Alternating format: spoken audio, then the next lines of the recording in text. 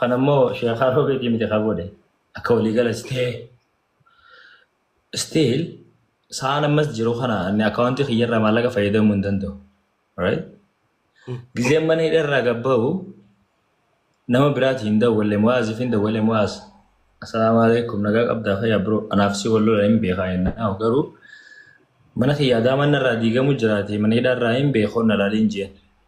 Nama biraati hin dawwalle koon na laale ati obboleessa kiyyaa mee hamtuu walii haa qabannu koon na laale biroo waan biraan aan godhin ijaan koon na laale. Mu'aaza sirra jira dhufeen si laaleetiin jira yookaan samboon si deebisee si dawwaleetiin jira naanaa jiru. Atleast obboleessa akkanaatiin qaba. Ani badii namarratti raawwadhee fi akkan raawwadhe hin qabu. Waan itti amanee fi waan hin barbaadu dubbadhuufin wanti kun hundi narra gahe. Mana hidhaatii gabbee miidiyaa irraan hin bade. Wanni biraa haa hafuuti akka an gabbehee uummata kiyyatti hin dubbanneen godhame. Eenyu maal taatee naan jeen jiru namni kiristaanaa yookaan pirotestaantii yookaan waaqeffataadhaa kan dhufee akkas na godhe hin jiru.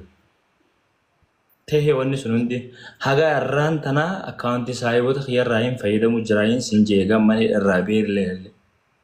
Mana murtii dhiyaadheetiin wanni teessuun naa himame si galeemi seeraan mana hidharraa illee bee. Maaliin godhe wanni dila kana ani ta'e kun maalinni wanti ana hattu itti jaame sun maal balleessee ta'e. Eenyurraa immoo waa fuudhee.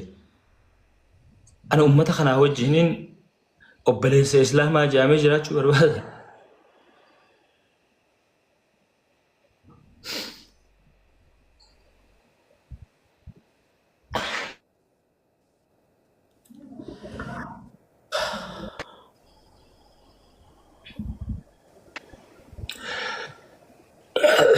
Anyway, ani homaa isinirraan fedhu.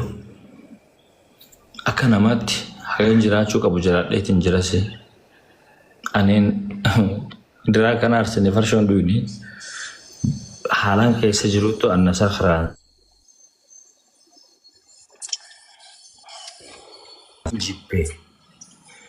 Nin sadarkaa ilmi namaa kun irra jiruun laale. Murtiin maal ta'e jee namni na gaafate yoo nama lama ta'e agalotoo maqaa isaanii yaamuu barbaadu nama lama. Kana gaafate na iyyaafate. Sababni waan sanii hundi eessarraa akka ka'e ati immoo ni beekta. Sirriitti hundi ni beektan maalirraa akka ka'e eessatti maal akkaan godhe ni beektan. Badiin kiyya san ture. Qabeenya saamamee manni illeen wanni meeqan irratti ta'e kun hunda obsee akka ilma dhiiraa dargaggeessa. Ani waanin kana waanin Mu'aaz Mahammadii dawwalee yaameef yoo xiqqaa namni an dawwaleef ni irraanfadhe lammaffaa Alex Taayyee asirra jira. Kanuma gargara kana waan barbaade miidiyaa kanarratti aanan jechaa ture.